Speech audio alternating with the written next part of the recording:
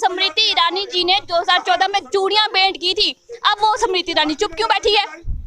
सरकार उनकी महिलाओं का मुद्दा उठाया, मैं भी जरूर बोलूंगा कि महिला आयोग जम्मू कश्मीर जैसे ही यूटी बना था, मैं आपको याद करवाऊं कि जम्मू कश्मीर से महिला आयोग गायब हो चुका था। आप महिलाओं को जो है इंसाफ देने की बात करते हैं, यहाँ 28 महीने तो महिला आयोग नहीं रहा।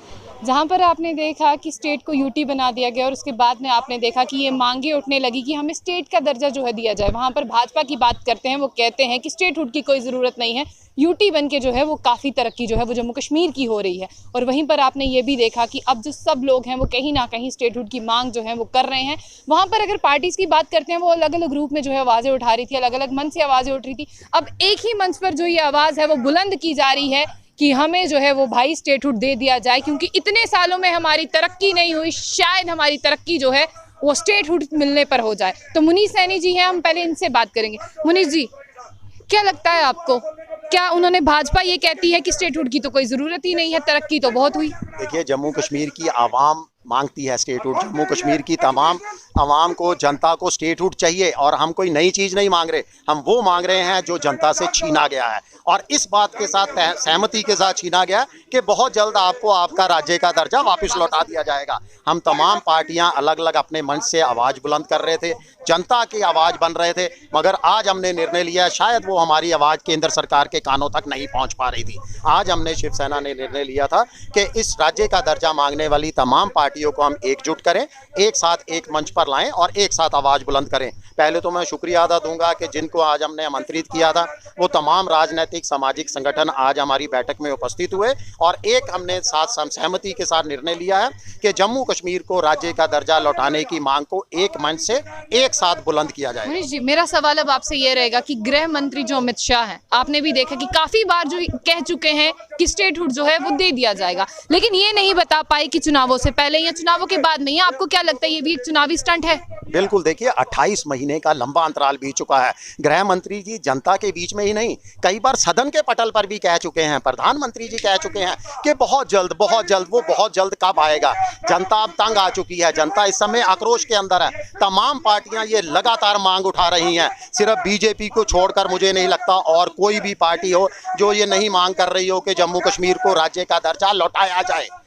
इसके साथ अगर बीजेपी की हम बात करते हैं, भाजपा पार्टी की, भारतीय जनता पार्टी की, वो कहती है कि 50 से पार और भाजपा का सीएम, लेकिन स्टेटहुड की कोई बात नहीं और लोगों के मुद्दों की कोई बात नहीं, सिर्फ भाजपा का सीएम और 50 के पार, ये दो नारे हैं। ये जनता के बीच कभी जाएं और जनता से पूछ कर देखें कि 50 के पार होंगे या 50 में से 5 ही हट जाएगा। मुझे लगता है वो सिफर पे ही अटके रहेंगे। देखिए, जनता बिल्कुल भाजपा से खुश नहीं है, बीजेपी को भी ये अच्छी तरह से मालूम है। अगर खुश होती तो इन्होंने बहुत जल्दी जम्मू कश्मीर में चुनाव करवा देने थे। 28 महीने का इतना लंबा इंतजार नहीं करते। 4 राज्यों के चुनाव आपने देखे कि भाजपा ही जीत कर आई। देखिए, हर राज्य के अंदर अलग स्थिति है, और जो जम्मू कश्मीर की आवाम के साथ किया गया, शायद अभी तक किसी और राज्य के साथ नहीं हुआ। हमारे साथ क्या नहीं हुआ? हमारे से राज्य का दर्जा छीना गया, हमारे युवाओं को बेरोजगार कर दिया गया, हमारी जनता यहाँ पर सड़कों पर है, हमारे सरकारी कर्मचारी सड़कों पर हैं, डेली वेजर सड़कों पर हैं, युवा सड़कों पर हैं। और आप मुझे बताइए कि 28 महीने के लंबे समय के बीच में क्या कोई ऐसा कानून केंद्र सरकार जम्मू कश्मीर के लिए लाई है जिसके खिलाफ जनता सड़कों पर ना उतरी हो? हर कानून के खिलाफ जनता सड़कों पर उतरी है और हर कानून के अंदर बदलाव करने पड़े हैं। अगर इतनी सारी खामियां हैं उस सरकार में, फिर वो कैसे ताल ठोक के ये कह देती है कि सरकार हमारी? देखिए, सरकार कुछ भी कह सकती है, वो तो जुमलेबाज है। वो तो जनता को 15 लाख भी दे रही थी बहुत जल्दी, और आप 50 कह रही है, तो सरकार तो कुछ भी कह सकती है, और ये लोकतंत्र है, यहाँ हर किसी को कुछ भी कहने का अधिकार। मीनाक्षी जी, बीइंग ए वुमन, मैं आपसे एक सवाल पूछना चाहूंगी। आप देखिए, यहाँ पर ये जो सरकार है, सबसे पहले इन्होंने कहा था कि बेटियों को जो है वो अपलिफ्ट किया जाएगा, बेटियों को जो है उनके पाँव पे स्टैंड किया जाएगा, और आपने देखा कि यही वो सरकार है जो कहती थी बेटी पढ़ाओ बेटी बचाओ। लेकिन आपने ये भी तस्वीरें देखी, बॉर्डर बटालियन की बेटियां हो या और बेटियां हो, फिर ये सरकार क्या कहती है? तो देखिए, आपने चीज़ें तो आपके सामने पहले ही क्लियर हो जाएगी कि जुमला पार्टी है, हमेशा झूठ बोलती आई है, तो अब भी झूठ बोल रही है। हमेशा वो कहती है बेटी बचाओ बेटी पढ़ाओ, मगर बेटियों के हक बेटियों को दिए नहीं जा रहे। और इससे ज़्यादा क्या कहा जाएगा? बेटियों रोड पर है, अपने हक छीनने के लिए, लेने के लिए रोड पर है, मगर वो भाजपा सरकार उनको उनके हक नहीं दे रही।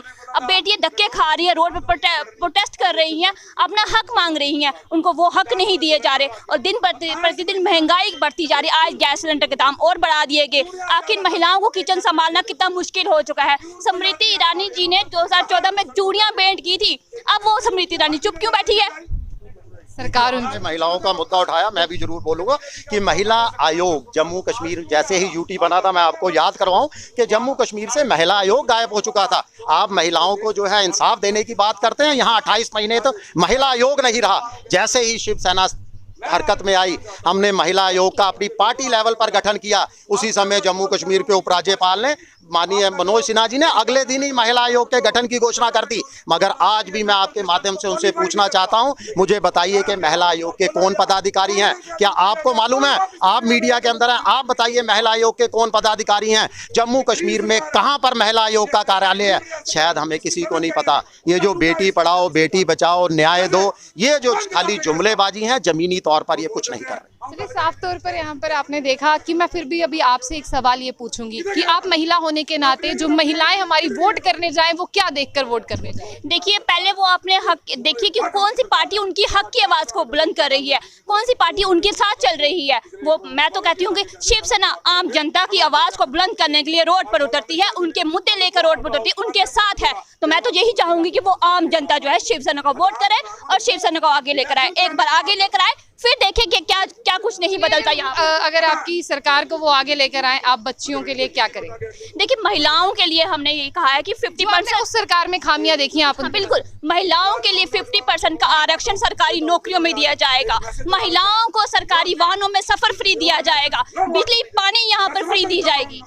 जी, बहुत बहुत शुक्रिया। तो साफ तौर पर आपने देखा कि यहाँ पर जो बातचीत हुई उसे देखकर क्या लगता है, अब एक ही मन से ये आवाजें उठने लगी हैं कि जो स्टेटहुड है वो बहाल किया जाए और जिस तरह से स्टेटहुड का दर्जा है वो वापस दिया जाए। क्योंकि जिस तरह से आपने देखा कि किस तरह से अपलिफ्टमेंट की बात करते करते ऊपर के सपने दिखाते दिखाते जम्मू कश्मीर जो है वो बहुत नीचे की तरफ जो है खिसकता जा रहा है। आपका क्या कहना है? तो ऐसी और अपडेट्स के लिए देखते रहिए जम्मू बुलेटिन। आशिया खान से।